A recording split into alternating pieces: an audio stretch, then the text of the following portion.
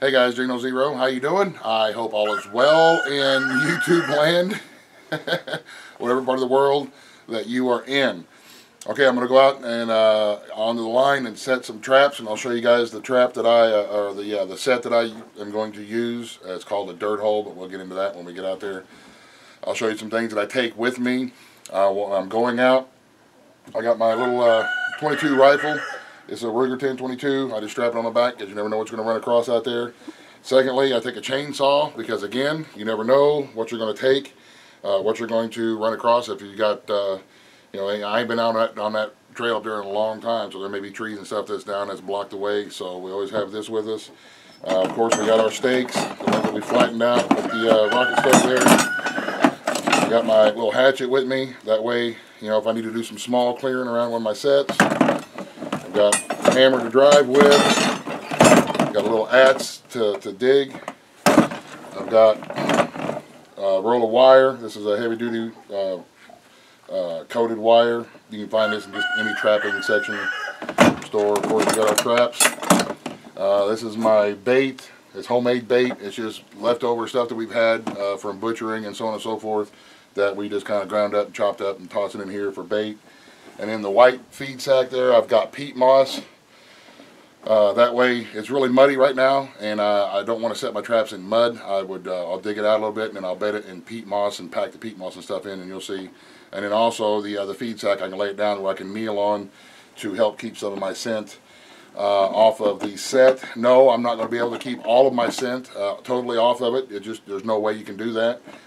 And I will say that I'm not an expert trapper. I'm not a professional fur taker. I am not a dude who's been through Crazy Joe's super awesome mountain man school of mountain guy stuff. I'm just a regular dude setting these trap lines to try to catch some of these trouble coyotes, these problem coyotes that we have. So all y'all who are going to nitpick my sets, just stop it! Because I understand that I'm not a professional, I'm not an expert. This is just what I'm doing, and this is how I'm going to do it. So we're going to jump on a four-wheeler. We're going to take this stuff up. We're going to start making our sets, and we'll see you guys when we get up there somewhere. Okay, guys, we are up here on the backside of our property, and this is one of the things that I'm looking for. I don't know how well the camera's going to pick it up, but right along my finger there's a trail, and you can see down there on that fence where the bottom wire of the fence is kind of bent up and hooped up a little bit, where they've been going underneath. And like I said, I don't know how well my camera's going to pick it up, but there's some coyote tracks in that mud. And this is a trail that they've been using that goes up and it comes out and meets this old logging road right here, and then it goes on up that way. So right off of this trail right here, I think probably right here by this tree is where I'm going to make one of my sets. And I'll use that tree and that little bit of a drop off there as a back. That way the coyotes will be coming down this way, and they'll go into the trap this way, hopefully. So let me get the tripod out and get this thing set up, and we'll make a set. Okay, I hope I got this in the camera. So now what I'm going to do is I'm going to dig out a little place to bed the trap in. I want to try to make it as level as possible, using my little adze. It's going to start raining on me here, which of course is always the way that it goes.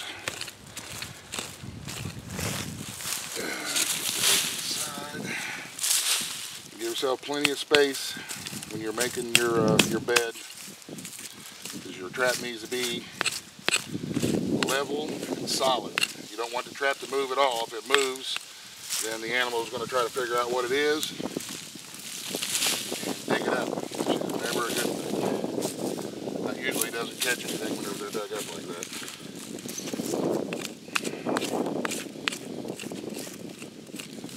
This is the reason why I brought the peat moss with me,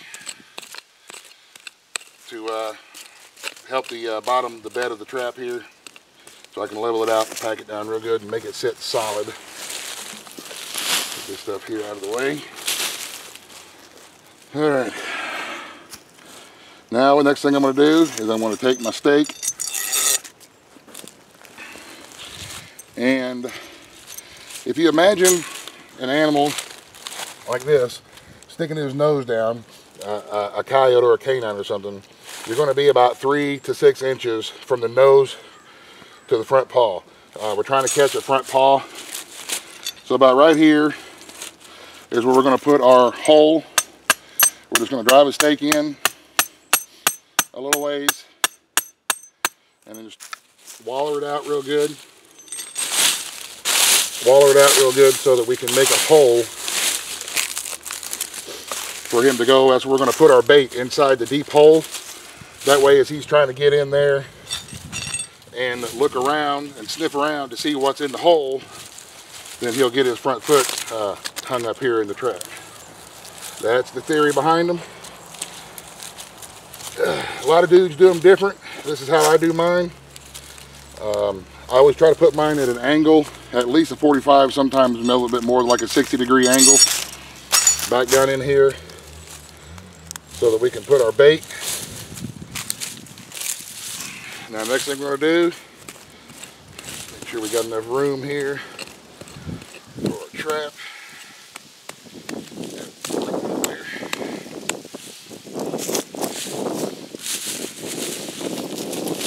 All this extra dirt, throw it way off to the side. We want to try to make it look as natural as we can here when we're done.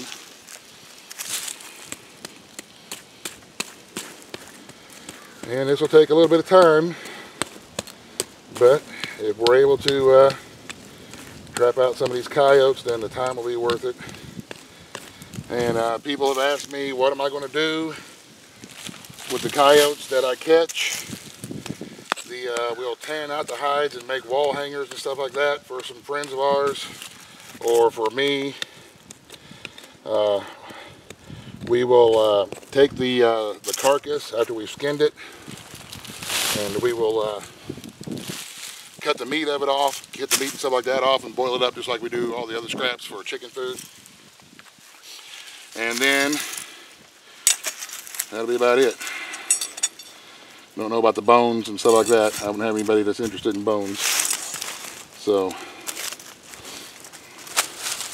all right, now I'm going to drive my stake right down into the middle of the set.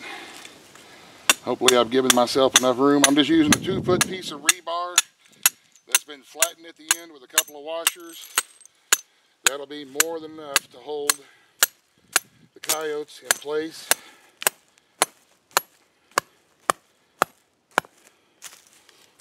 Like I said, these are number two Dukes. Somebody asked me about using snares. I'm not a big fan of snares. I mean, they have their purpose and they have their uses and stuff. But for me, I've always used leg holds or foot holds. I never had very much luck with snares. And the luck that I have had with snares has been, it ended up where the snare itself was damaged to the point where I couldn't reuse it. So even if you're making your own snares, you're still going to have $1 or so into that trap. And if it's only a one-time thing, then you're just out $1. So me personally, I'd rather use leg holds or foot holds. You see I put peat moss down in there in the bottom just to kind of give it a pack it down so I can give it a good little solid base. Now I'm going to set my trap here. Some guys already have their traps set, not me.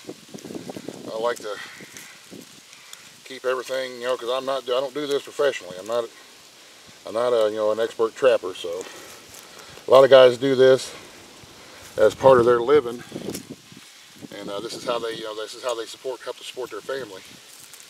And trapping's not an easy thing, man. Not an easy thing at all. You figure Critter's got all this land running around here, thousands and thousands of acres to put his feet, and we're trying to figure out which 2 inches we can get him to set his foot in. So now what I'm doing is I'm just filling in around the edge of the hole. I'm going to pack it in because I don't want the trap to move. And you do want to kind of be careful. You don't want to set it off and bust your fingers. Because when that animal comes in, if he steps on the side of the trap and it moves, then he's going to dig around there and see what's going on, why it's moving. And that's not good. We don't want that. We don't want him to dig up the trap. So, just going to set it down in there, press it down in there.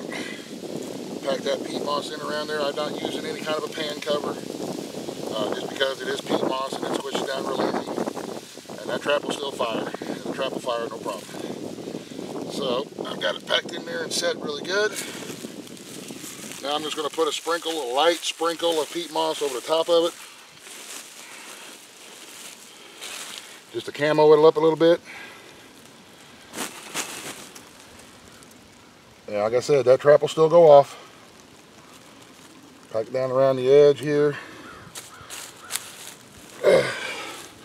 Get me a stick. Get some bait on it.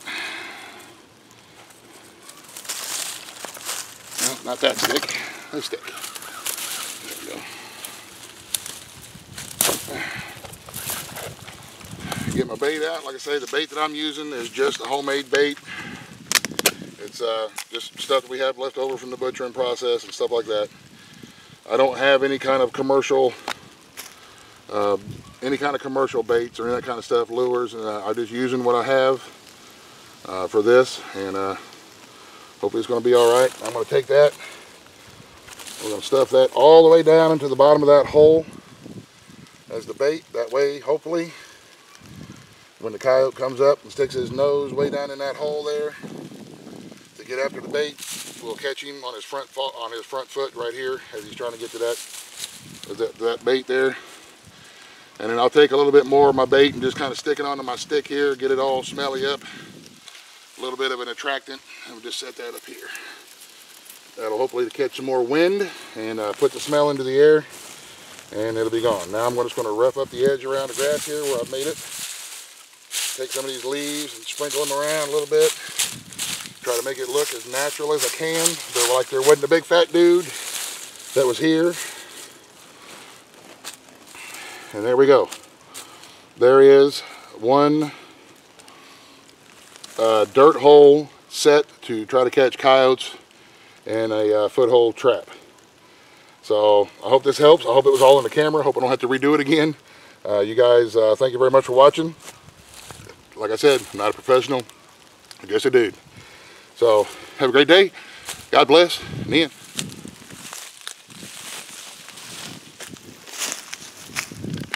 Buzz, buzz, the end.